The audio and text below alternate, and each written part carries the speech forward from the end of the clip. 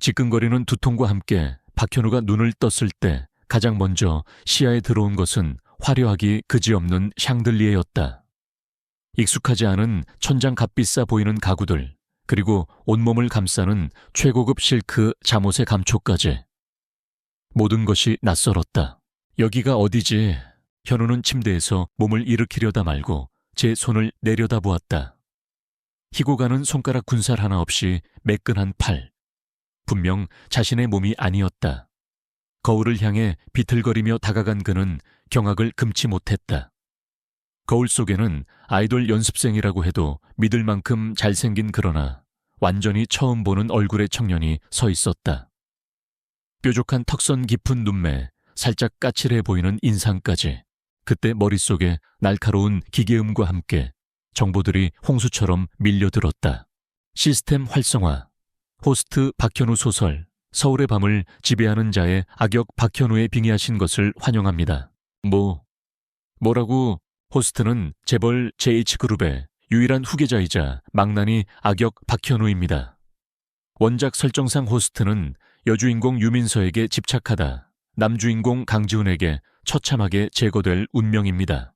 생존 미션 여주인공들과의 접촉을 최소화하고 남주인공의 살해 위협으로부터 벗어나십시오.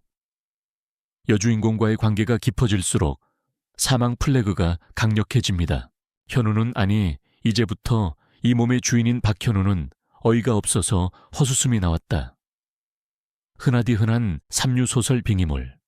그것도 하필이면 광탈 예정인 악역이라니. 게다가 오늘은 이 망할 소설 속에서 박현우가 여주인공 유민서에게 강제로 약혼을 밀어붙이는 날이었다. 약혼식장에서 유민서는 당연히 거부할 것이고 박현우는 망신을 당한 뒤 더욱 삐뚤어져 그녀에게 집착하다가 결국 젠장.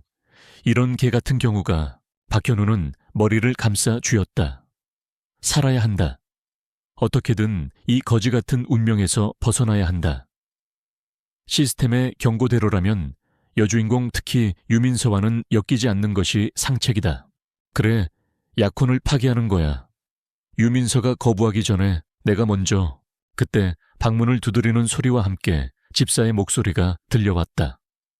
도련님, 일어나셨습니까? 약혼식 준비를 서둘러야 합니다. 박현우는 심호흡을 한번 하고 최대한 자연스럽게, 아니 원래 이 몸의 주인인 망나니 박현우처럼 건방지게 대답했다. 알았어. 곧 나가지. 옷장에는 이미 오늘의 약혼식을 위한 최고급 맞춤 정장이 걸려 있었다. 박현우는 옷을 갈아입으며 머릿속으로 수십 가지 시나리오를 그렸다. 어떻게 하면 유민서의 심기를 건드리지 않고 동시에 집안 어른들의 분노도 최소화하면서 이 약혼을 없던 일로 만들 수 있을까? 잠시 후 JH그룹의 본가 대현 회장은 수많은 재계 인사들과 취재진들로 북적였다. 오늘의 주인공인 박현우와 MS그룹의 외동딸 유민서의 약혼식은 세간의 큰 관심사였다. 박현우는 일부러 조금 늦게 거만한 표정을 지으며 연 회장에 들어섰다. 플래시가 사방에서 터졌지만 그는 눈 하나 깜짝하지 않았다. 속으로는 식은땀이 흘렀지만 겉으로는 최대한 원래의 박현우를 연기해야 했다. 단상에는 이미 유민서가 웨딩드레스는 아니지만 그에 준하는 화려한 아이보리색 드레스를 입고 서 있었다. 그녀는 소설 속 묘사 그대로였다. 청순하면서도 도도한 분위기, 가녀린 몸매와 대조되는 강단 있는 눈빛. 박현우는 그녀를 보자마자 머릿속 시스템 경고음이 더욱 커지는 것을 느꼈다. 경고 여주인공 유민서 근접 사망 플래그 수치 상승 중. 제기랄 보기만 해도 수치가 오른다고 사회자의 소개와 함께 박현우가 단상으로 올라섰다. 유민서는 그를 싸늘하게 경멸이 가득 담긴 눈으로 쳐다보았다. 그래, 바로 저 눈빛이다. 원작에서 박현우는 저 눈빛에 더 오기가 생겨 유민서에게 미친 듯이 집착했었지. 박현우는 마이크를 잡았다. 모두의 시선이 그에게 집중되었다.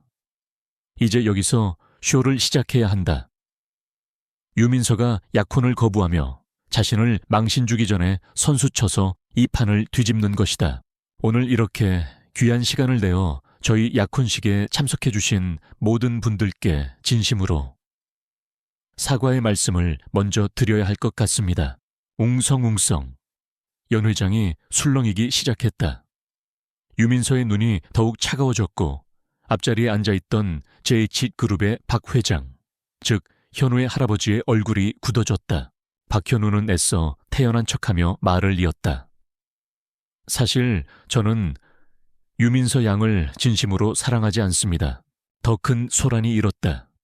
유민서의 표정에는 당혹감과 분노가 동시에 스쳐 지나갔다. 그녀는 뭔가 말을 하려 입을 열었지만 박현우는 그녀에게 기회를 주지 않았다. 지난 몇 년간 저는 그저 MS그룹과의 결합이라는 정략적인 목적, 그리고 유민서 양의 아름다움에 눈이 멀어 그녀를 괴롭혀왔습니다. 제 어리석은 집착이었습니다. 플래시 세례가 더욱 거세졌다. 기자들은 이 엄청난 특종에 흥분한 기색이 역력했다. 박현우는 여기서 멈추지 않았다. 이왕 망신당할 거 확실하게, 그리고 자신에게 유리한 방향으로 판을 짜야 했다. 저는 이런 이기적인 마음으로 유민서 양의 앞날을 망칠 수 없습니다. 그녀는 저 같은 쓰레기보다 훨씬 더 좋은 사람을 만나 행복해질 자격이 있습니다. 갑자기 박현우의 머릿속에서 유민서의 목소리가 들려왔다. 뭐야 이 자식. 갑자기 왜 저래? 드디어 미친 건가? 응, 내가 저 여자 생각을 읽을 수 있다고. 박현우는 순간 당황했지만 이내 평정을 되찾았다. 시스템의 능력 중 하나인가 그렇다면 이건 기회다. 박현우는 유민서를 향해 최대한 진심 어린 그러나 어딘가 뻔뻔한 표정으로 고개를 숙였다. 민서 양 정말 미안합니다. 그리고 오늘의 약혼은 없던 일로 해주십시오. 제가 당신을 놓아드리겠습니다.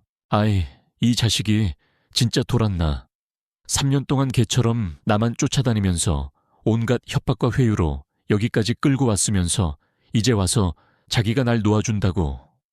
이게 무슨 개수작이야. 유민서의 내면의 목소리가 격렬하게 외치고 있었다. 겉으로는 여전히 냉정한 표정을 유지하고 있었지만 박현우는 속으로 쾌재를 불렀다. 계획대로다. 이제 유민서가 길길이 날뛰며 약혼을 거부하면 그는 피해자 코스프레를 하며 이 상황을 빠져나갈 수 있다. JH그룹과 MS그룹의 관계는 좀 껄끄러워지겠지만 제 목숨보다 중요하진 않았다. 그런데 예상치 못한 상황이 벌어졌다. 유민서가 차갑게 입을 열었다. 박현우 씨, 지금 저랑 장난하는 건가요? 장난 아니. 이건 내 생존을 건 도박이라고 아가씨 박현우는 속으로 외쳤다. 제가 당신을 3년이나 쫓아다녔다고요.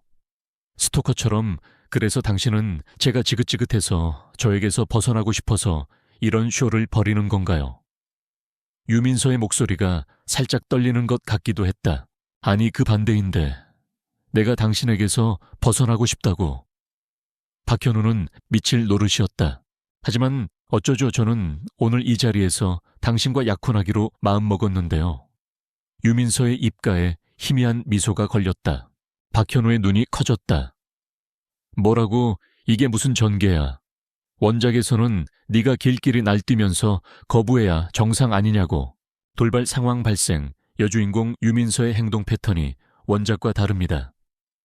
호스트의 개입으로 인해 나비 효과 발생 가능성 증가, 시스템의 경고음이 머릿속을 울렸다. 유민서는 박현우에게 한 걸음 다가서며 모든 사람이 들을 수 있도록, 그러나 박현우에게만 속삭이듯 말했다. 박현우 씨, 당신 오늘 좀 재밌어 보이네요. 좋아요. 이 약혼 제가 받아들이죠. 대신 앞으로 내 눈앞에서 그 가짜는 집착은 치워버려요. 안 그러면 정말 죽여버릴지도 모르니까. 아니, 이 여자도 미친 건가?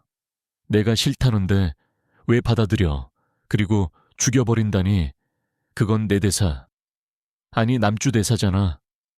박현우는 속으로 절규했다. 이 자식이 갑자기 왜 이러는지 모르겠지만 일단 판을 이렇게 만들었으니 받아주지. 그리고 내 놈이 무슨 꿍꿍이인지 천천히 알아내 주겠어. 감히 날 갖고 놀아. 유민서의 내면의 목소리가 싸늘하게 들려왔다. 결국 약혼식은 예정대로 진행되었다. 어색한 반지 교환 마지못해 하는 포옹. 박현우는 죽을 맛이었다. 여주인공을 피하려다 오히려 더 단단히 엮여버린 기분이었다. 게다가 유민서의 생각을 읽을 수 있다는 건 양날의 검이었다. 그녀의 속마음을 알 수 있다는 장점도 있지만 그만큼 그녀의 경계심과 분노도 생생하게 느껴졌기 때문이다. 약혼식이 끝나고 텅 빈 대기실에 혼자 남은 박현우는 시스템에게 따져 물었다. 야, 시스템 이게 어떻게 된 거야? 왜 유민서가 저렇게 나오는 건데? 호스트의 행동이 원작의 주요 변곡점을 비틀었습니다. 유민서는 호스트의 갑작스러운 태도 변화에 강한 호기심과 의구심을 동시에 느끼고 있으며 이는 예측 불가능한 결과를 초래할 수 있습니다. 호기심, 의구심. 그래서 날 더 올가매겠다고 망할 경고 유민서와의 약혼 관계가 성립되었습니다. 사망 플래그 수치가 대폭 상승했습니다. 호스트께서는 생존에 각별히 유의하시기 바랍니다. 박현우는 허탈하게 웃었다. 첫 번째 생존 작전은 보기 좋게 실패했다. 아니 어쩌면 더 최악의 상황으로 치달은 건지도 모른다. 유민서라는 예측 불가능한 폭탄을 바로 옆에 두게 되었으니 말이다. 좋아, 이렇게 된 이상 정면 돌파는 피한다. 어떻게든 유민서 스스로 내게 질려서 떨어져 나가게 만들거나 아니면 남주인공 강지훈에게 그녀를 무사히 넘겨야 한다. 박현우는 주먹을 불끈 쥐었다. 그의 재벌 3세 악역 생존기는 이제 막 시작된 참이었다. 그리고 그 시작은 예상보다 훨씬 더 험난해 보였다. 박현우와 유민서의 파격적인 약혼식은 다음 날 아침 모든 신문 한 면을 장식했다. JH그룹 박현우 약혼식장에서 충격 발언 사랑 없는 결혼 선언, MS그룹 유민서. 그럼에도 약혼 강행세기의 커플 시작부터 파란만장. 같은 자극적인 헤드라인들이 난무했다. JH그룹과 MS그룹의 주가는 잠시 요동쳤지만 두 재벌가의 결합이라는 대형 호재 앞에 이내 안정세를 되찾았다. 진짜 문제는 주가가 아니었다. 박현우 본인의 생존 문제였지. 약혼식 다음 날 박현우는 JH그룹 회장, 즉 그의 할아버지 박강철에게 불려갔다. 서재에 들어서자마자 묵직한 위압감이 그를 짓눌렀다. 박 회장은 신문을 탁소리나게 내려놓으며 매서운 눈으로 현우를 쏘아보았다. 현우야, 어제 그 소동은 대체 무엇이냐? 네가 그동안 민서에게 얼마나 공을 들였는지 이 할애비가 모를 줄 알고 그런 장난을 친 것이냐? 박현우는 속으로 혀를 찼다. 장난이라니 목숨을 건 발악이었습니다만. 하지만 겉으로는 최대한 반성하는, 그러나 어딘가 억울한 표정을 지으며 말했다. 할아버님 장난이 아닙니다. 저는 정말로 민서 양에게 제가 부족하다고 생각했습니다. 정략 결혼에 희생양으로 만들고 싶지 않았을 뿐입니다. 박 회장의 눈썹이 꿈틀거렸다. 부족해 내 놈이 뭐가 부족하단 말이냐. JH의 후계자가 될 몸이다. 그런 나약한 소리는 집어치우거라. 이미 엎질러진 물이다. 민서가 약혼을 받아들인 이상 이 일은 예정대로 진행될 것이다. 다시는 어제 같은 추태를 보이지 않도록 하거라. 알겠느냐? 네, 알겠습니다.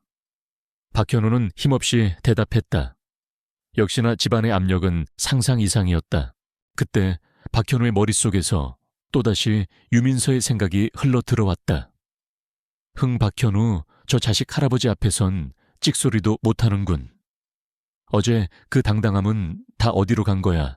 대체 무슨 쇼인지 내가 똑똑히 밝혀내 주겠어. 아오이 여자, 진짜 내가 네 생각을 다 듣고 있다고. 박현우는 속으로 소리쳤지만 유민서는 당연히 알 턱이 없었다. 그녀는 지금쯤 MS그룹에서 아버지와 함께 JH그룹과의 향후 협력 방안을 논의하고 있을 터였다. 약혼으로 인해 두 그룹 간의 사업은 더욱 긴밀하게 연결될 예정이었다. 그리고 그 중심에는 박현우와 유민서가 있었다. 피하고 싶어도 피할 수 없는 족쇄였다. 며칠 후 박현우는 유민서와 함께 양가 어른들이 마련한 약혼 기념 저녁 식사 자리에 참석해야 했다. 최고급 한정식집의 별실, 어색한 침묵 속에서 식사가 이어졌다. 유민서는 여전히 박현우를 의심과 경계의 눈빛으로 바라보고 있었고, 박현우는 그런 그녀의 시선과 생각을 읽으며 속으로 한숨만 내쉬었다. 저 인간, 오늘은 또 무슨 꿍꿍이일까? 설마 여기서 또 약혼을 물으자고 하진 않겠지. 그랬다간 우리 아빠 손에 죽을지도 몰라. 유민서의 생각은 꽤나 살벌했다. 식사가 거의 끝나갈 무렵 별실 문이 열리며 레스토랑 지배인이 정중하게 말했다. 실례합니다만 바깥에 손님이 찾아오셨습니다. 유민서 아가씨를 뵙고 싶다고 하십니다. 모든 사람의 시선이 유민서에게 쏠렸다. 유민서 역시 의아한 표정이었다. 저를요, 누구신데요? 그게 강재훈이라고 하시는 분입니다. 순간 박현우는 사례가 들려 격하게 기침을 했다. 강재훈 벌써 등장한다고 남주인공이 이렇게 빨리. 경고 남주인공 강재훈 출연, 주요 스토리라인 진행 중 사망 플래그 수치 급상승. 시스템의 경고음이 박현우의 머릿속을 쩌렁쩌렁하게 울렸다. 박현우는 간신히 표정을 관리하며 상황을 지켜보았다. 유민서의 아버지 MS그룹의 유 회장이 미간을 찌푸리며 물었다. 강지훈 그 이름 어디서 들어본 것 같은데. 박 회장이 낮게 말했다. 얼마 전 북미에서 돌아온 젊은 사업가라던데. 실력이 뛰어나다고 하더군. 그런데 민서와는 어떤 관계인가? 유민서의 얼굴이 살짝 붉어졌다. 아, 그게 얼마 전에 우연히 만났는데 사업적으로 도움을 좀 받았어요. 예의상 인사를 하러 온 것 같아요. 우연히 만나 사업적 도움 웃기시네. 원작에서는 네가 위험에 처했을 때 강지훈이 나타나 구해주는 게 첫 만남 아니었나. 그리고 그 뒤로 질기게 엮이는 거고. 박현우는 속으로 태클을 걸었다. 하지만 지금은 그런 걸 따질 때가 아니었다. 남주인공의 등장은 곧 자신에게 닥쳐올 위협을 의미했다. 결국 강지훈은 별실 안으로 안내되었다. 훤칠한 키 다부진 체격, 그리고 부드러우면서도 강렬한 눈빛, 전형적인 남주인공의 모습이었다. 그는 정중하게 양가 어른들에게 인사를 하고 유민서에게 가벼운 미소를 지어 보였다. 늦은 시간에 죄송합니다. 유민서 씨의 약혼 소식을 듣고 축하 인사를 드리고 싶었습니다. 강지훈의 목소리는 듣기 좋게 낮았다. 박현우는 그를 뚫어져라 쳐다보았다. 저 자식이 바로 날 죽일 놈이군.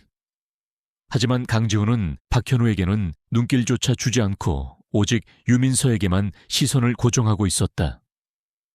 그리고 박현우는 유민서의 생각 속에서 미묘한 설렘과 호감을 감지했다. 강지훈 씨, 여전히 멋있네. 약혼 소식을 듣고 와주다니. 박현우 같은 인간이랑은 차원이 달라. 아주 그냥 둘이 북치고 장구치고 다 해라. 박현우는 속으로 부글부글 끓었지만 동시에 한 줄기 희망도 보았다. 그래, 차라리 잘된 건지도 몰라. 강지훈이 유민서에게 팍팍 대시해서 둘이 빨리 이어지면 난 자연스럽게 이 약혼에서 빠져나올 수 있을 거야.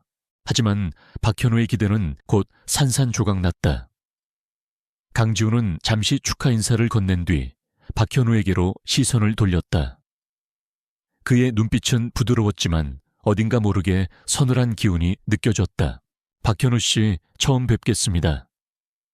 유민서 씨의 약혼자 되시는 분이라고 들었습니다. 앞으로 잘 부탁드립니다. 강지훈이 악수를 청하며 말했다. 박현우는 마지못해 그의 손을 잡았다.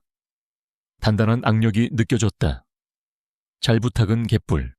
내 놈 손에 죽지 않게 해달라고 빌어야 할 판인데. 네 뭐. 그렇습니다. 박현우는 최대한 퉁명스럽게 대답했다. 강지훈은 그런 박현우의 태도에도 아랑곳하지 않고 미소를 지으며 말했다. 민서 씨는 제가 정말 아끼는 사람입니다. 부디 상처 주는 일 없이 행복하게 해주시길 바랍니다. 만약 그렇지 않다면 그의 목소리가 순간 낮아졌다. 제가 가만히 있지 않을 겁니다. 협박이었다.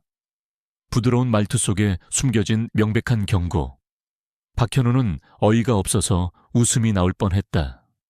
아니, 이 자식은 무슨 자격으로 아직 사귀는 사이도 아니면서 벌써부터 남편 행세야. 경고 남주인공 강지훈의 적대치가 상승했습니다. 호스트의 안전에 심각한 위협이 감지됩니다. 내가 뭘 했다고 적대치가 올라난 그냥 숨만 쉬고 있었다고. 박현우는 시스템에게 항의하고 싶었지만 소용없는 일이었다. 그때 예상치 못한 구원투수가 등판했다. 아니 어쩌면 더 큰 골칫덩이일지도 모르는 존재였다. 오빠, 여기서 뭐 해? 애떼면서도 발랄한 목소리가 들려왔다. 별실 문과의 교복을 입은 여학생이 서 있었다. 단정하게 묶은 머리, 커다란 눈망울, 그리고 박현우를 향해 환하게 웃고 있는 얼굴. 박현우의 기억, 아니 원작. 박현우의 기억 속에 희미하게 남아있는 얼굴이었다. 한소희, 어릴 적부터 나만 졸졸 따라다녔던 그 꼬맹이. 제가 왜 여기에. 한소희는 JH그룹과 막역한 사이인 HS제약한 회장의 막내딸이자 박현우의 소꿉친구였다. 원작에서는 박현우를 짝사랑하다가 결국 상처만 받고 사라지는 비운의 서브 여주인공 포지션이었다. 경고 서브 여주인공 한소희 등장, 새로운 변수 발생, 스토리라인의 예측 불가능성이 더욱 증가합니다. 시스템은 오늘도 열릴 중이었다. 박현우는 머리가 지끈거렸다. 유민서 하나만으로도 벅찬데 이제는 한소희까지. 한소희는 총총거리며 안으로 들어와 박현우의 팔에 자연스럽게 매달렸다. 오빠 약혼했다면서요. 축하해요. 근데 왜 나한테는 말 안 했어요. 섭섭하게. 박현우는 어색하게 웃으며 한소희를 떼어내려 했지만 그녀는 더욱 세게 팔짱을 꼈다. 유민서의 미간이 살짝 찌푸려지는 것이 보였다. 그리고 그녀의 생각. 저 애는 또 누구야? 박현우 저 인간 여자 관계도 복잡하네. 역시 쓰레기는 쓰레기야. 강지훈의 눈빛도 미묘하게 변했다. 그는 한소희와 박현우를 번갈아 보더니 다시 유민서에게 의미심장한 미소를 지어 보였다. 마치 당신 저런 남자와 약혼한 겁니까? 라고 말하는 듯 했다. 박현우는 진심으로 울고 싶었다. 여주인공들을 피하려 할수록 상황은 점점 더 꼬여만 가고 있었다. 남주인공은 대놓고 적대감을 드러내고 서브 여주인공은 때 아닌 친밀감을 과시하며 오해를 불러일으키고 있었다. 아, 내 인생 대체 어디로 흘러가는 거냐. 박현우의 재벌 3세 생존기는 이제 본격적으로 얽히고 설킨 인간관계와 예측 불가능한 사건들 속으로 빠져들고 있었다. 과연 그는 이 아수라장 속에서 무사히 살아남을 수 있을까? 강지훈과 한소희의 갑작스러운 등장은 그날 저녁 식사 자리를 더욱 불편하고 어색하게 만들었다. 박현우는 양쪽에서 쏟아지는 따가운 시선과 머릿속을 어지럽히는 시스템, 경고음, 그리고 유민서와 한소희의 상반된 생각들 사이에서 그야말로 좌불안석이었다. 박현우, 저 인간 한소희라는 애랑은 또 무슨 관계람 어릴 때부터 알던 사이라는데 딱 보니 한소희가 박현우를 좋아하는구먼. 찌릿쯧, 저런 쓰레기한테 뭐가 좋다고. 유민서의 생각은 여전히 박현우에 대한 경멸로 가득 차 있었다. 반면 한소희의 생각은 정반대였다. 현우 오빠 약혼했다니 너무 놀랐지만 그래도 여전히 멋있어. 유민서 언니도 예쁘지만 왠지 오빠랑은 안 어울리는 것 같아. 오빠 옆자리는 내 건데. 박현우는 두 여자의 생각을 동시에 읽으며 속으로 신음했다. 제발 나 좀 내버려둬. 난 그냥 조용히 살고 싶다고. 그날 이후 박현우는 의도적으로 유민서와의 만남을 피했다. JH그룹 후계자로서 처리해야 할 업무가 있다는 핑계로 회사에 틀어박혀 지냈다.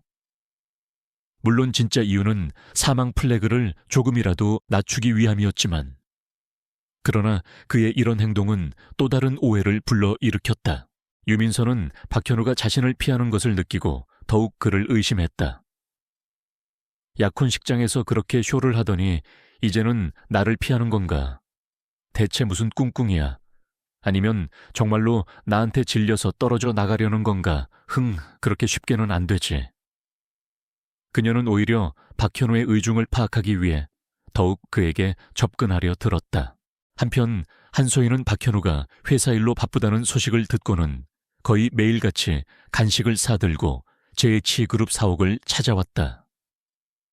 박현우의 비서실은 졸지에 한소희의 아지트가 될 판이었다. 현우 오빠, 오늘도 바빠요. 이거 제가 직접 만든 쿠키인데 좀 드셔보세요. 박현우는 한소희의 해맑은 얼굴을 보며 거절하기도 뭐해서 마지못해 쿠키를 받아들었지만 속으로는 죽을 맛이었다. 이런 모습이 유민서나 더 최악의 경우 강지훈에게라도 목격된다면 어떤 오해가 생길지 불보듯 뻔했기 때문이다.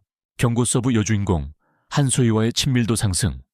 이는 메인 여주인공 유민서의 질투 또는 남주인공 강지훈의 오해를 유발하여 사망 플래그를 자극할 수 있습니다. 시스템의 경고는 한치의 오차도 없었다. 그러던 어느 날 박현우가 야근을 하고 있을 때 시스템의 알림음이 울렸다. 특별 보상 지급 불사신 체험 카드 1회용가 지급되었습니다. 효과 24시간 동안 모든 물리적 마법적 공격에 면역 상태가 됩니다.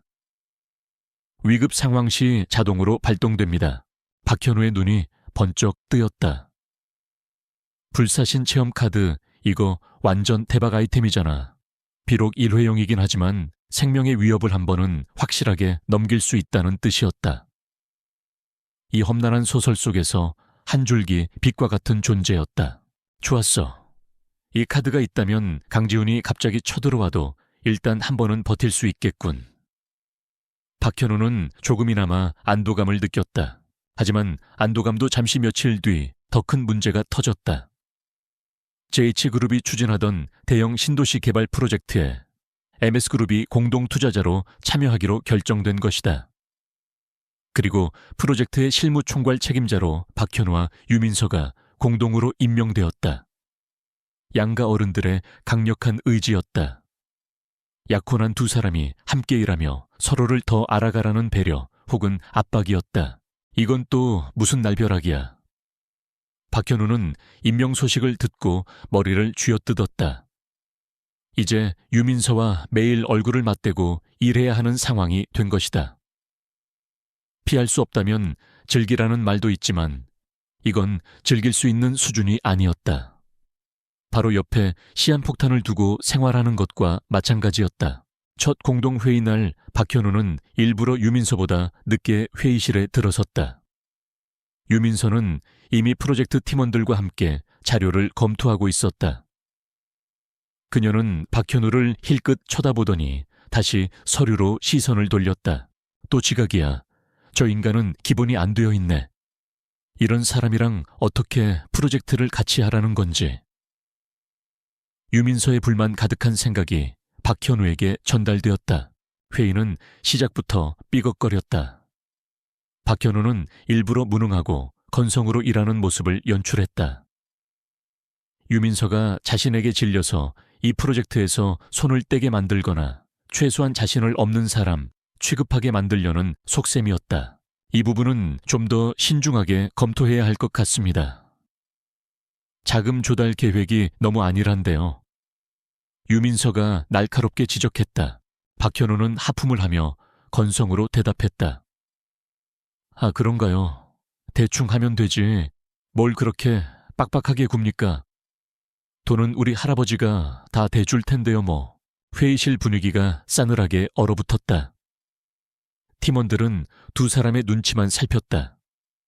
유민서의 얼굴이 차갑게 굳었다. 이 자식이 진짜 여기가 어디라고 저런 망나니 같은 소리를 프로젝트를 망칠 작정인가. 박현우는 속으로 그렇다니까 라고 외쳤지만 겉으로는 태평한 표정을 유지했다. 하지만 박현우의 이런 망나니 연기는 예상치 못한 방향으로 흘러갔다. 유민서는 처음에는 박현우의 무책임한 태도에 분노했지만 시간이 지날수록 오히려 그의 행동에서 다른 무언가를 읽기 시작했다. 어느 날 중요한 프레젠테이션을 앞두고 박현우는 또다시 핵심 자료를 빠뜨리는 실수를 저질렀다.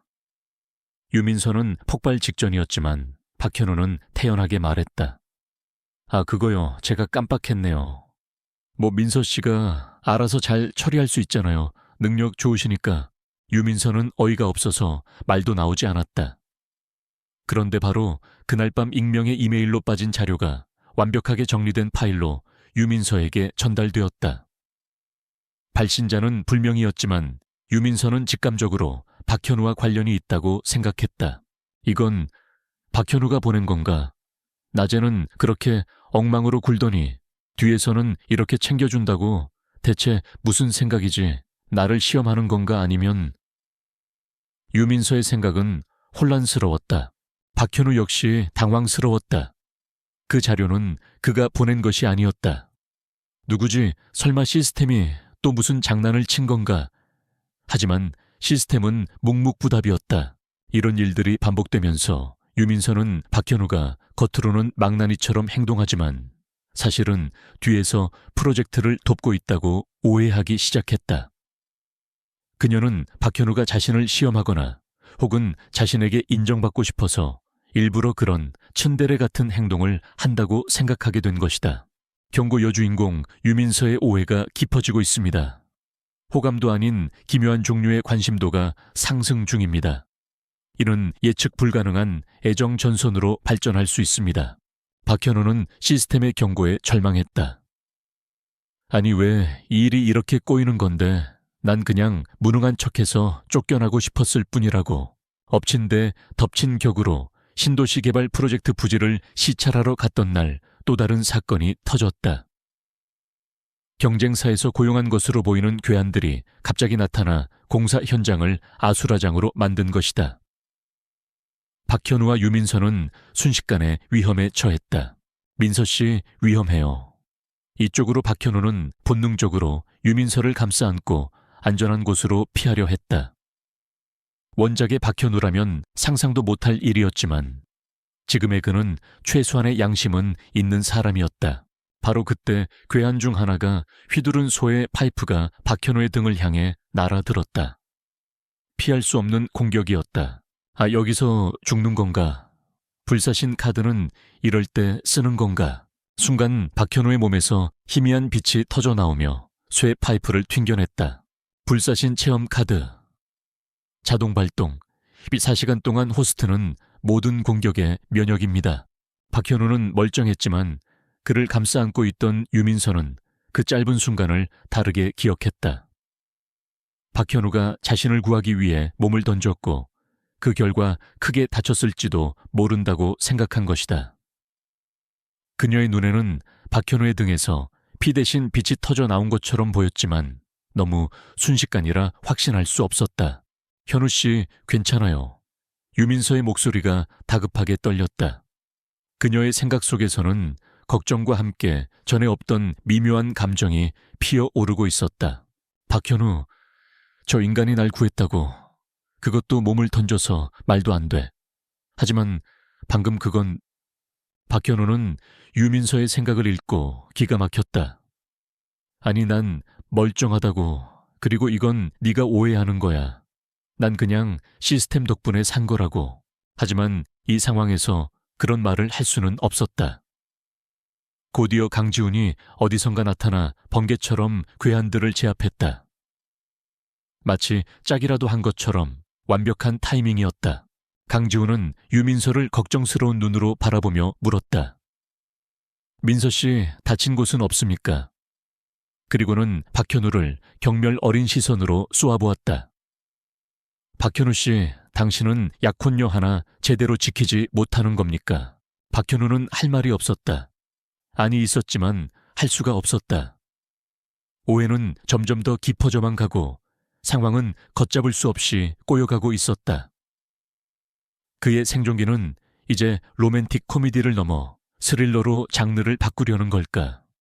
신도시 개발 현장에서의 습격 사건은 JH그룹과 MS그룹 그리고 강지훈이 운영하는 GK홀딩스 사이에 미묘한 긴장감을 조성했다. 강지훈은 유민서를 구한 영웅처럼 떠올랐고 박현우는 졸지에 약혼녀도 제대로 지키지 못하는 무능한 재벌 3세로 낙인 찍힐 뻔했다. 물론 유민서의 생각은 조금 달랐지만 말이다. 박현우, 그날 정말 나를 감싸려 했던 걸까? 그 빛은 뭐였을까? 강지훈 씨가 멋있긴 하지만 박현우 그 인간도 뭔가 숨기고 있는 게 틀림없어. 유민서는 그날 이후 박현우를 더욱 유심히 관찰하기 시작했다. 이전의 경멸과 의심에 더해 이제는 알 수 없는 호기심과 복잡한 감정이 뒤섞여 있었다. 박현우는 죽을 맛이었다. 불사신 카드는 한 번의 위기를 넘기게 해주었지만 그 대가로 유민서의 오해를 더욱 증폭시켜 버렸으니. 게다가 강지훈은 이제 대놓고 유민서에게 접근하며 박현우를 견제했다. 민서 씨, 요즘 안색이 안 좋아 보이는데 너무 무리하는 것 아닙니까? 박현우 씨가 좀 더 신경 써줘야 할 텐데요. 강지훈은 박현우가 있는 자리에서도 서슴없이 이런 말을 던지곤 했다. 박현우는 속으로 네가 신경 꺼 라고 외치고 싶었지만 그럴수록 강지훈의 의도에 말려드는 것 같아 꾹 참았다. 지금 그에게 필요한 것은 최대한 몸을 사리고 유민서와 강지훈이 자연스럽게 이어지도록 돕는 것뿐이었다. 그러던 어느 날 박현우는 뜻밖의 인물로부터 호출을 받았다. 바로 강지훈이었다. GK홀딩스 대표실에서 마주 앉은 두 사람 사이에는 차가운 공기가 흘렀다. 박현우 씨 바쁘신데 시간 내주셔서 감사합니다. 강지훈이 먼저 입을 열었지만 말투는 여전히 사무적이었다. 용건만 간단히 하시죠. 강지훈 씨와 한가롭게 차나 마실 사이는 아닌 것 같은데요. 박현우도 지지 않고 쏘아붙였다. 강지훈은 피시 굳더니 본론을 꺼냈다. 신도시 개발 프로젝트 건 때문입니다. 최근 현장 습격 사건도 그렇고 아무래도 경쟁사들의 방해가 심상치 않습니다.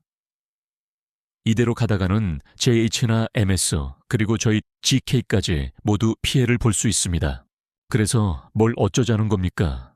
설마 우리 보고 힘을 합치자는 건 아니겠죠? 박현우는 비꼬듯 말했다. 정확합니다. 강지훈의 대답은 단호했다. 적은 동지라고 했습니다. 지금은 우리 세 회사가 힘을 합쳐 외부의 위협에 공동으로 대처해야 할 때입니다. 박현우 씨, 당신의 생각은 어떻습니까? 박현우는 잠시 생각에 잠겼다. 강지훈의 제안은 의외였지만 일리가 있었다. 신도시 프로젝트는 워낙 규모가 커서 많은 경쟁사들이 눈독을 들이고 있었고 그중에는 비열한 수단을 사용하는 곳도 분명 있을 터였다. 하지만 남주인공과 손을 잡는다고 이건 또 무슨 해괴한 전개란 말인가. 시스템 알림, 새로운 스토리 분기점 발생, 남주인공 강지훈과의 협력은 예측 불가능한 결과를 초래할 수 있으나 단기적으로는 생존 확률을 높일 수 있습니다. 선택은 호스트의 몫입니다. 생존 확률을 높인다라. 박현우는 잠시 고민했다. 강지훈과 엮이는 것은 끔찍했지만 당장의 위협을 피하는 것도 중요했다. 게다가 함께 일하다 보면 강지훈과 유민서가 더 빨리 가까워질 수도 있지 않을까 하는 얄팍한 계산도 있었다. 좋습니다. 하지만 이건 어디까지나 사업적인 협력일 뿐입니다. 개인적인 감정은 배제하도록 하죠. 박현우는 마지못해 대답했다. 물론입니다. 강지훈의 입가의 의미를 알 수 없는 미소가 떠올랐다. 그렇게 박현우, 유민서 그리고 강지훈은 기묘한 삼각 협력 관계를 맺게 되었다. 세 사람은 신도시 프로젝트의 보안 강화 및 경쟁사 견제 방안을 논의하기 위해 자주 얼굴을 맞댔다. 회의는 대부분 유민서와 강지훈이 주도했고 박현우는 여전히 무능한 척하는 방관자 역할을 고수했다. 하지만 그의 눈은 끊임없이 유민서와 강지훈의 미묘한 기류를 살피고 있었다. 강지훈, 저 자식 은근히 유민서한테 작업 거는 거 봐라. 유민서도 싫지 않은 눈치고. 그래, 이대로만 가면 돼. 박현우는 속으로 쾌재를 불렀다. 하지만 세상 일이 그렇게 쉽게 풀릴 리 없었다. JH그룹이 비밀리에 추진하던 또 다른 대형 프로젝트, 바로 바이오 신약 개발 사업에 예기치 못한 암초가 등장한 것이다. 해외의 거대 제약사 노바티스 파마가 비슷한 시기에 유사한 신약을 출시하며 JH그룹의 앞길을 가로막은 것이다. 이 신약 개발은 JH그룹의 미래 성장 동력이자 박현우의 할아버지 박 회장이 평생을 바쳐 준비해온 숙권 사업이었다. 박 회장은 격노했고 집안 분위기는 살얼음판처럼 차가워졌다. 박현우 역시 후계자로서 이 문제에서 자유로울 수 없었다. 그는 밤낮으로 신약 개발팀과 함께 대책 마련에 골몰해야 했다. 물론 겉으로는 여전히 건들거렸지만 속으로는 JH그룹의 위기에 진심으로 걱정하고 있었다. 어쨌든 이 몸은 이제 자신의 몸이었고 이 회사는 자신이 언젠가 이끌어야 할지도 모르는 곳이었으니까 문제는 노바티스 파마의 아시아 지역 총괄 책임자로 새로 부임한 인물이 만만치 않은 상대라는 것이었다. 그녀의 이름은 백가인. 날카로운 지성과 냉철한 판단력 그리고 빼어난 미모까지 겸비한 여성으로 업계에서는 얼음마녀라는 별명으로 불렸다. 박현우는 백가인과의 첫 공식 미팅 자리에서부터 그녀의 기에 압도당하는 듯한 느낌을 받았다. 백가인은 시종일관 여유로운 미소를 지으며 JH그룹의 약점을 정확히 파고들었다. 박현우 이사님, JH그룹의 신약개발 기술력은 인정합니다. 하지만 시장 선점 효과와 글로벌 마케팅 능력에서는 저희 노바티스 파마를 따라오기 어려울 겁니다. 지금이라도 저희와 기술 제휴를 맺는 것이 현명한 판단이 아닐까 싶은데요. 백가인의 목소리는 부드러웠지만 그 안에는 날카로운 가시가 숨어 있었다. 박현우는 이대로 물러설 수 없었다. 백가인 대표님, 저희 JH그룹의 저력을 너무 과소평가하시는군요. 기술 제휴라니 당치도 않습니다. 우리는 정면 승부를 택하겠습니다. 백가인의 눈이 흥미롭다는 듯 빛났다. 오, 재밌네요. 박현우 이사님, 생각보다 배짱이 두둑하신데요. 좋아요. 그럼 시장에서 제대로 한번 겨뤄보죠. 누가 웃게 될지는 두고 보면 알겠죠. 그녀가 미팅룸을 나서는 순간 박현우의 머릿속에서 시스템에 경고음이 울렸다. 경고 새로운 여주인공 후보 백가인 등장. 그녀는 강력한 라이벌이자 예측 불가능한 변수입니다. 호스트의 사업적 성공 및 생존에 큰 영향을 미칠 수 있습니다. 박현우는 허탈한 웃음을 터뜨렸다. 이제는 사업 라이벌까지 여주인공 후보라고 이놈의 시스템 아주 작정을 했구나. 엎친 데 덮친 격으로 백가인은 박현우의 사적인 부분에도 관심을 보이기 시작했다. 그녀는 JH그룹과의 미팅 이후 우연을 가장한 만남을 여러 번 시도하며 박현우에게 접근했다. 어느 날 저녁 박현우가 단골 바로 향했을 때 백가인이 마치 기다렸다는 듯 배 앉아 있었다. 어머, 박현우 이사님 아니세요? 이런 데서 다 뵙네요. 우연인가요? 백가인이 매혹적인 미소를 지으며 말을 걸어왔다. 우연은 개뿔. 다 계산된 행동이겠지. 박현우는 속으로 생각했지만 겉으로는 태연하게 대꾸했다. 그러게 말입니다, 백 대표님. 세상 참 좁네요. 두 사람은 나란히 앉아 술을 마시며 대화를 나누었다. 대부분은 사업적인 이야기였지만 백가인은 교묘하게 박현우의 개인적인 이야기나 약혼녀 유민서에 대한 질문을 던졌다. 유민서 씨와는 어떻게 만나셨어요? 정략 결혼이라는 소문도 있던데 사실인가요? 박현우는 백가인의 의도를 파악하려 애쓰며 적당히 둘러댔다. 뭐 이런저런 인연이 있었습니다. 소문은 소문일 뿐이죠. 그때 박현우는 백가인의 생각을 읽을 수 있다는 것을 깨달았다. 그녀의 생각은 유민서나 한소희와는 전혀 달랐다. 훨씬 더 계산적이고 차가웠다. 박현우, 생각보다 만만한 상대가 아니군. 하지만 빈틈은 분명 있을 거야. 유민서와의 관계가 약점인가 아니면 JH그룹 내부의 권력 다툼 흥미로운 걸. 박현우는 등골이 서늘해지는 것을 느꼈다. 백가인은 지금까지 만났던 여주인공들과는 차원이 다른 상대였다. 그녀는 사랑이나 호기심이 아닌 철저한 이해타산으로 움직이는 인물이었다. 그리고 그런 그녀가 자신에게 관심을 보인다는 것은 결코 좋은 징조가 아니었다. 유민서 한소희, 그리고 이제는 백가인까지. 박현우의 주변은 점점 더 위험한 여자들로 가득 차고 있었다. 그의 생존기는 과연 어디로 흘러갈 것인가? 그리고 그는 이 복잡하게 꼬인 운명의 실타래를 풀고 살아남을 수 있을까? JH그룹의 신약 개발 사업은 백가인이 이끄는 노바티스 파마의 강력한 견제에 부딪혀 좀처럼 활로를 찾지 못했다. 박현우는 연일 이어지는 회의와 백가인과의 신경전에 지쳐갔지만 포기할 수는 없었다. 할아버지의 수권 사업이기도 했지만 이대로 무너진다면 JH그룹의 후계자로서 자신의 입지도 위태로워질 수 있었기 때문이다. 엎친 데 덮친 격으로 신도시 개발 프로젝트 역시 순탄치 않았다. 강지훈과의 협력에도 불구하고 경쟁사들의 방해 공작은 더욱 교묘해졌고 심지어 프로젝트 관련 핵심 정보가 외부로 유출되는 사건까지 발생했다. 내부 스파이가 있다는 의심이 짙어졌지만 물증을 찾기는 어려웠다. 박현우, 유민서, 강지훈 세 사람은 긴급 대책 회의를 열었다. 회의실의 공기는 무겁게 가라앉아 있었다. 아무래도 우리 내부에 쥐새끼가 있는 것 같습니다. 강지훈이 차갑게 말했다. 이대로는 안 됩니다.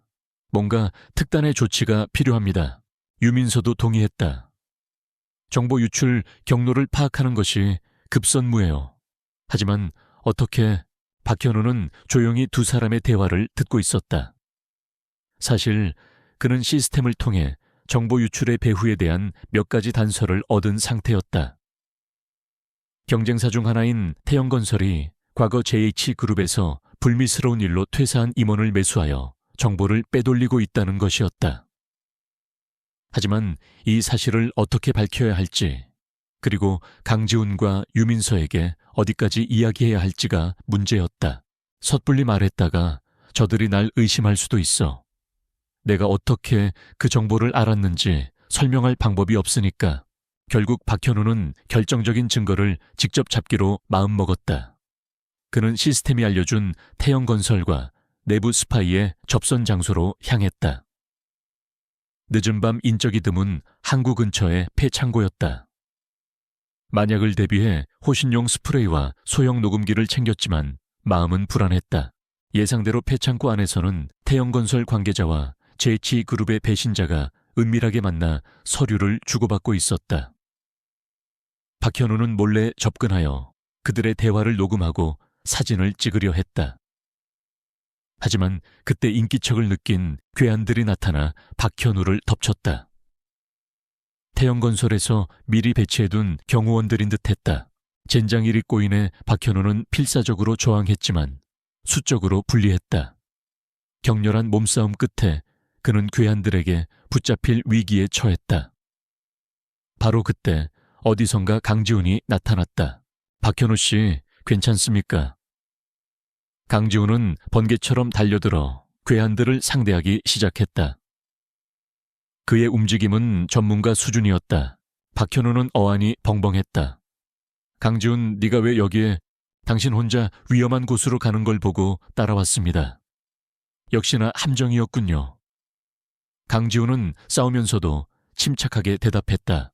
두 사람은 힘을 합쳐 괴한들과 맞섰지만 상대는 훈련받은 자들이었고 수도 많았다.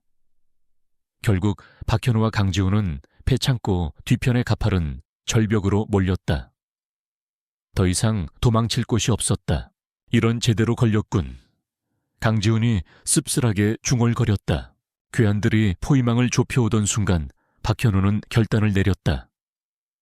이대로 잡히느니 차라리 강지훈 꽉 잡아 박현우는 강지훈의 팔을 붙잡고 그대로 절벽 아래로 몸을 던졌다. 아래는 거친 파도가 몰아치는 바다였다. 풍덩 차가운 바닷물이 두 사람을 삼켰다. 정신을 차렸을 때 박현우는 낯선 동굴 안해변에 쓰러져 있었다. 옆에는 강지훈도 의식을 잃은 채 누워 있었다. 다행히 두 사람 모두 크게 다친 곳은 없어 보였다. 여기가 어디지? 박현우는 주변을 둘러보았다. 동굴 안은 의외로 넓고 아늑했다. 한쪽에는 누군가 생활한 듯한 흔적도 남아 있었다. 그때 동굴 안쪽에서 한 노인이 모습을 드러냈다. 백발의 수염을 길게 늘어뜨린 범상치 않은 풍모였다. 그는 마치 두 사람이 올 것을 미리 알고 있었다는 듯 태연하게 말했다. 정신이 드는가? 젊은이들. 박현우와 강지훈은 화들짝 놀라 자리에서 일어났다. 강지훈이 경계하며 물었다. 당신은 누구요? 노인은 허허 웃으며 대답했다. 나는 그저 이 동굴을 지키는 늙은이에 불과하다네. 세상 사람들은 나를 육지선생 리우츠 셴셩이라 부르더군. 육지선생 손가락이 6개인가. 박현우는 속으로 생각했지만 노인의 손은 평범했다. 아마도 다른 의미가 있는 벼로인 듯했다. 육지선생은 두 사람에게 따뜻한 차와 음식을 내어주며 그간의 사정을 물었다.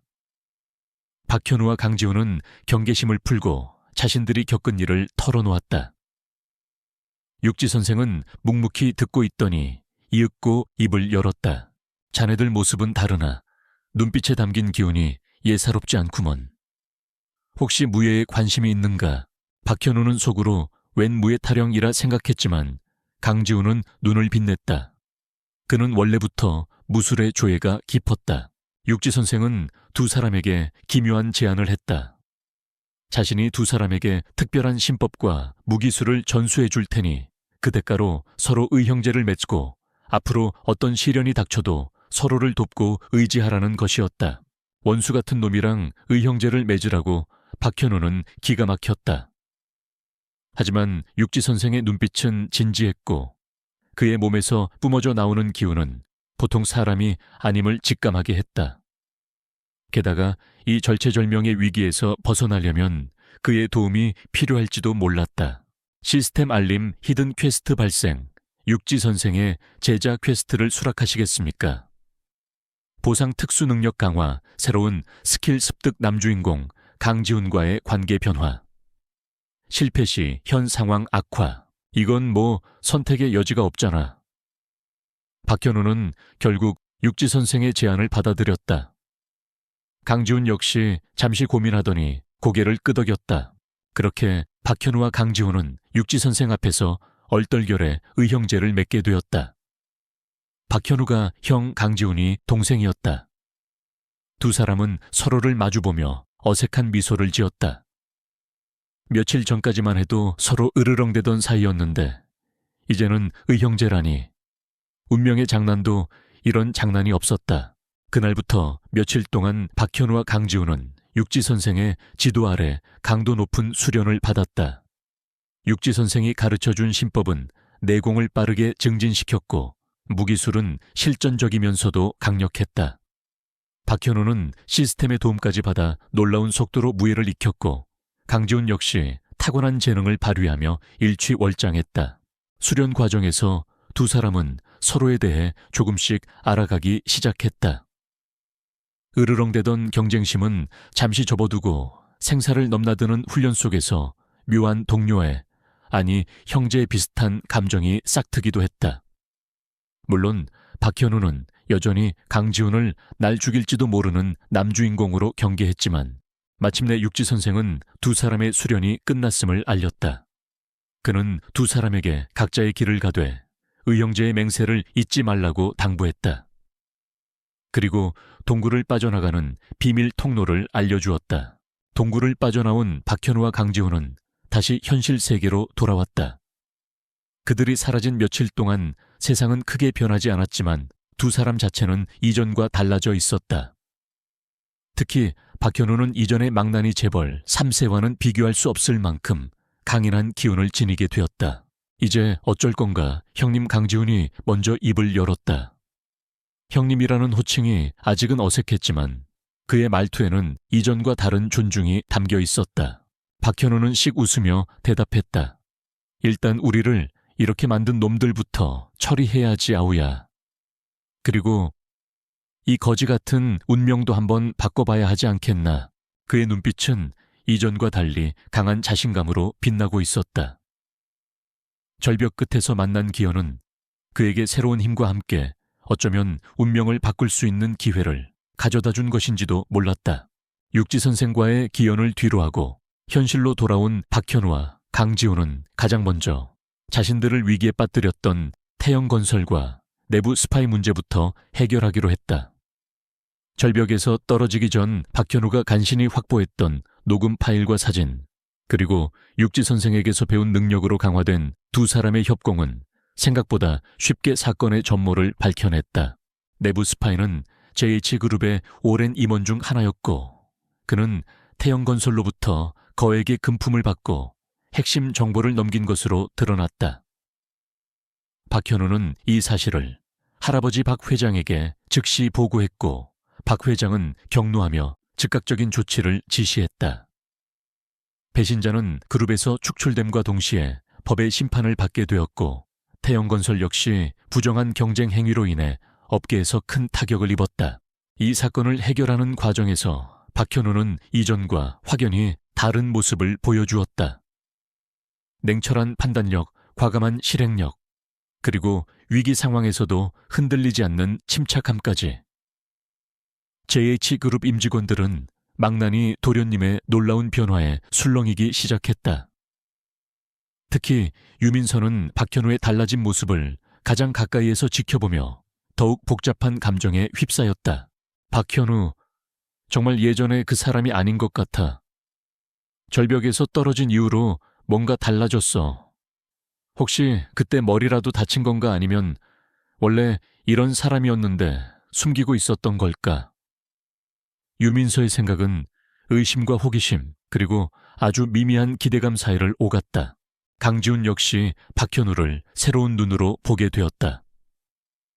비록 앙숙 같은 의형제 관계였지만 함께 위기를 헤쳐나가면서 그의 능력과 의외의 면모를 인정하지 않을 수 없었다. 물론 여전히 유민서를 사이에 둔 경쟁자라는 사실은 변함없었지만, 사건이 어느 정도 마무리된 후 박현우는 자신에게 또 다른 조력자가 필요함을 느꼈다. 믿을 만한 정보원이나 행동대장 같은 역할. 그때 그의 머릿속에 떠오른 인물이 있었다. 바로 최강철. 원작 소설에서는 강지훈의 충직한 부하이자 뛰어난 싸움꾼으로 등장하지만 어쩐 일인지 아직 강지훈과 제대로 엮이지 않은 상태였다. 박현우는 최강철을 자신의 사람으로 만들기로 결심했다. 최강철은 뒷골목에서 전전하며 해결사 노릇을 하는 인물이었다. 박현우는 수소문 끝에 그가 자주 출몰한다는 허름한 술집을 찾아갔다. 술집 안은 담배 연기와 거친 욕설로 가득했고, 한쪽 구석에서 최강철이 부하 몇 명과 술을 마시고 있었다. 우락부락한 덩치와 험악한 인상 딱 봐도 보통 내기가 아니었다. 박현우는 망설임 없이 최강철에게 다가가 말을 걸었다. 최강철 씨 맞습니까? 드릴 말씀이 있어서 왔습니다. 최강철은 귀찮다는 듯 박현우를 훑어보았다. 뭐야 이 새파란 놈은, 여긴 내 놈 같은 애송이가 올 때가 아니야. 썩 꺼져. 박현우는 피식 웃으며 최강철의 옆자리에 털썩 주저앉았다. 이야기가 좀 길어질 것 같은데 술이나 한잔 하시죠. 제가 사겠습니다. 최강철의 부하들이 당장이라도 박현우를 끌어내려는 듯 험악한 표정을 지었지만 최강철은 손짓으로 그들을 제지했다. 그의 눈에는 호기심과 경계심이 동시에 어려 있었다. 그날 밤 박현우는 최강철에게 자신의 정체를 밝히지 않은 채 거액의 돈과 함께 위험하지만 매력적인 제안을 했다. 자신을 위해 일해준다면 상상 이상의 대가를 지불하겠다는 것이었다. 최강철은 처음에는 박현우를 무시했지만 그가 보여준 엄청난 자금력과 보통 내기가 아닌 담력, 그리고 결정적으로 육지 선생에게서 배운 무예를 살짝 선보이자 태도가 달라지기 시작했다. 당신 대체 정체가 뭐요? 최강철이 침을 꿀꺽 삼키며 물었다. 박현우는 씩 웃으며 대답했다. 그건 차차 알게 될 겁니다. 중요한 건 내 제안을 받아들일 거냐는 거죠. 당신 같은 실력자가 이런 뒷골목에서 썩고 있는 건 너무 아깝지 않습니까? 결국 최강철은 박현우의 제안을 받아들였다. 돈 때문이기도 했지만 박현우에게서 느껴지는 범상치 않은 기운과 알 수 없는 카리스마에 끌린 탓도 있었다. 그렇게 원작의 남주인공 충신은 졸지의 악역에 충직한 조력자가 되는 아이러니한 상황이 연출되었다. 최강철을 자기 사람으로 만든 박현우는 본격적으로 자신의 생존 계획을 실행에 옮기기 시작했다. 그는 최강철을 통해 뒷세계의 정보를 수집하고 자신에게 위협이 될 만한 요소들을 사전에 제거했다. 또한 JH그룹 내에서도 자신의 입지를 다지기 위해 노력했다. 예전처럼 망나니 짓을 하는 대신 중요한 프로젝트에 적극적으로 참여하며 실력을 입증해 보였다. 이런 박현우의 변화는 주변 사람들을 놀라게 했고 특히 3명의 여주인공에게 각기 다른 파장을 일으켰다. 유민서는 박현우의 능력과 진지한 모습에 점점 더 혼란스러워했다. 그가 보여주는 모습이 진짜인지 아니면 또 다른 가면인지 헷갈렸다. 하지만 분명한 것은 이전처럼 그를 무시하거나 경멸할 수 없게 되었다는 것이었다. 그녀의 생각 속에는 박현우, 저 사람 대체 뭐지? 라는 물음표가 점점 더 커져만 갔다. 한소희는 더욱 적극적으로 박현우에게 다가갔다. 예전의 망나니 오빠가 아닌 멋있고 능력 있는 모습으로 변한 박현우에게 더욱 깊이 빠져든 것이다. 그녀는 매일같이 박현우의 사무실을 찾아오거나 그의 주변을 맴돌며 애정을 표현했다. 박현우는 그런 한소희를 밀어내려 했지만 그녀의 순수한 마음을 매몰차게 거절하기도 어려웠다. 경고서부 여주인공 한소희와의 관계가 위험 수위에 도달하고 있습니다. 이는 다른 여주인공들과의 관계에 예측 불가능한 영향을 미칠 수 있습니다. 시스템의 경고는 여전히 시끄러웠다. 가장 예측하기 어려운 반응을 보인 것은 백가인이었다. 그녀는 JH그룹과의 신약 경쟁에서 박현우가 보여준 의외의 수완과 저력에 주목했다. 처음에는 단순한 사업적 라이벌로 여겼지만 점차 그에게서 인간적인 흥미를 느끼기 시작했다. 그녀는 업무 외적인 자리에서 박현우에게 더욱 노골적으로 접근하며 그의 속을 떠보려 했다. 박현우, 볼수록 재미있는 남자야. 유민서 같은 여자에게 묶여있기엔 너무 아까운 인물인데 어쩌면 JH그룹을 통째로 삼키는 것보다 저 남자를 내 사람으로 만드는 게 더 흥미로운 게임이 될지도 모르겠군. 백가인의 생각은 위험하고 도발적이었다. 박현우는 이 세 여자의 각기 다른 관심과 접근 속에서 아슬아슬한 줄타기를 해야 했다. 그의 목표는 어디까지나 생존이었고 그러기 위해서는 이들과의 관계를 적절히 관리하며 누구와도 깊게 엮이지 않아야 했다. 하지만 상황은 그의 의도와는 전혀 다른 방향으로 흘러가고 있었다. 어느 날 박현우는 최강철로부터 긴급 보고를 받았다. 강지훈이 최근 비밀리에 어떤 세력과 접촉하고 있으며 그들의 목표가 JH그룹과 MS그룹을 동시에 무너뜨리려는 것이라는 첩보였다. 강지훈이 그럴 리가 없어. 그는 남주인공인데 어떻게 그런 악당 같은 짓을...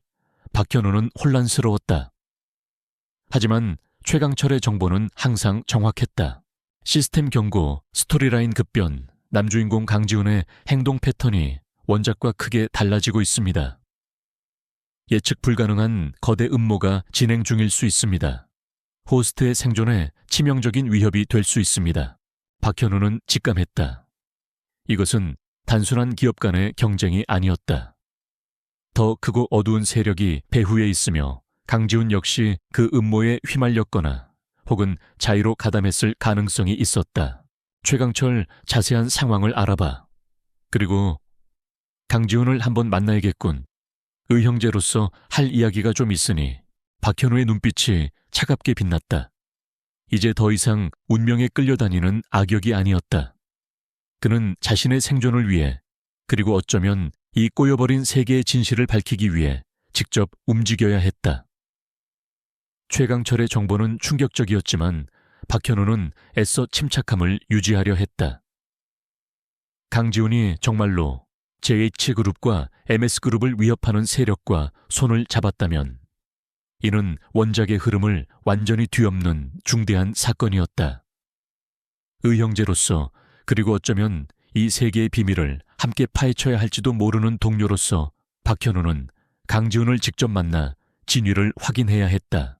박현우는 강지훈에게 비밀리에 연락을 취했고 두 사람은 육지 선생을 만났던 동굴 근처의 한적한 해변에서 다시 마주하게 되었다. 오랜만에 만난 강지훈의 얼굴에는 어딘지 모르게 어두운 그림자가 드리워져 있었다. 형님, 오랜만입니다. 여기까지 어쩐 일이십니까? 강지훈의 목소리는 낮고 건조했다. 아우야 단도직입적으로 묻겠다. 최근 네가 수상한 세력과 접촉하고 있다는 소문이 있던데 사실인가? 그들의 목표가 우리 그룹들을 무너뜨리는 것이라는 말도 들었다. 박현우의 눈빛은 날카로웠다. 강지훈은 잠시 침묵하더니 이내 씁쓸한 미소를 지으며 입을 열었다. 역시 형님 귀에는 들어갔군요. 숨길 생각은 없었습니다. 그럼 사실이라는 건가 대체 왜? 박현우는 이해할 수 없다는 듯 되물었다. 강지훈은 먼 바다를 바라보며 천천히 이야기를 시작했다. 그가 접촉한 세력은 검은 그림자라고 불리는 국제적인 비밀 조직으로 전 세계의 경제와 정치를 뒤에서 조종하려는 거대한 야심을 품고 있었다. 그리고 그들의 다음 목표가 바로 한국의 주요 대기업들, 특히 JH그룹과 MS그룹이라는 것이었다. 처음에는 저도 그들을 막으려 했습니다. 하지만 그들의 힘은 상상 이상이었고 오히려 제 약점을 파고들어 협박해왔습니다. GK홀딩스와 제 주변 사람들까지 위험에 처할 수 있는 상황이었습니다. 강지훈의 목소리에는 무력감과 분노가 섞여 있었다. 그래서 그들과 손을 잡은 척하면서 내부 정보를 빼내고 방역할 기회를 노리고 있었던 건가 박현우가 물었다. 강지훈은 고개를 끄덕였다. 맞습니다. 하지만 그들도 바보가 아닙니다. 저를 계속 의심하고 있고 심지어 제게 JH그룹과 MS그룹을 공격하는데 앞장서라는 지시까지 내렸습니다. 거부하면 박현우는 상황의 심각성을 깨달았다. 강지훈은 이러지도 저러지도 못하는 진퇴양난의 상황에 빠져 있었던 것이다. 시스템 알림 히든 스토리, 검은 그림자의 음모가 활성화되었습니다.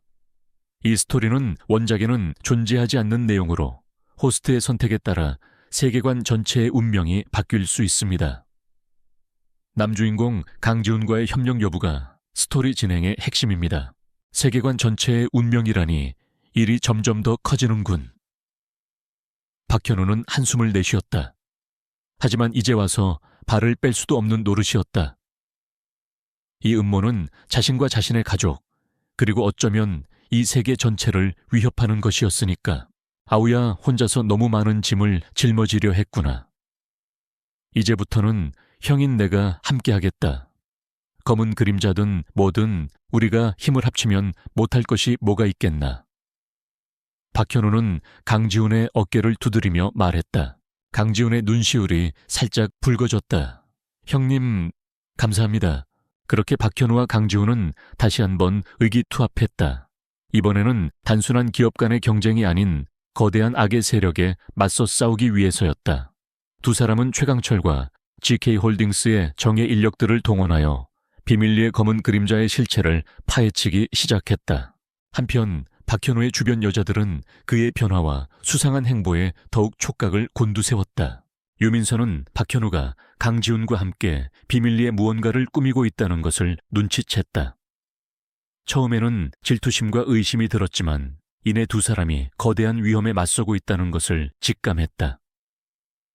그녀는 더 이상 방관자로 남아있을 수 없다고 판단하고 박현우에게 먼저 다가가 도움을 제안했다.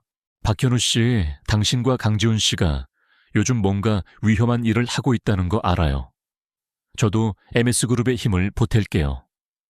혼자서 모든 걸 짊어지려 하지 말아요. 유민서의 눈빛은 진지했고 그녀의 생각 속에서는 박현우에 대한 걱정과 함께 미묘한 신뢰감이 싹트고 있었다. 한소희 역시 박현우가 위험에 처했다는 것을 알고는 안절부절 못했다.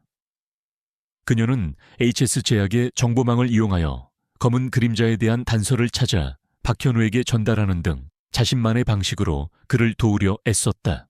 백가인은 JH그룹과 노바티스 파마의 신약 경쟁이 소강 상태에 접어들자 박현우의 주변에서 벌어지는 심상치 않은 일들에 더욱 관심을 갖게 되었다.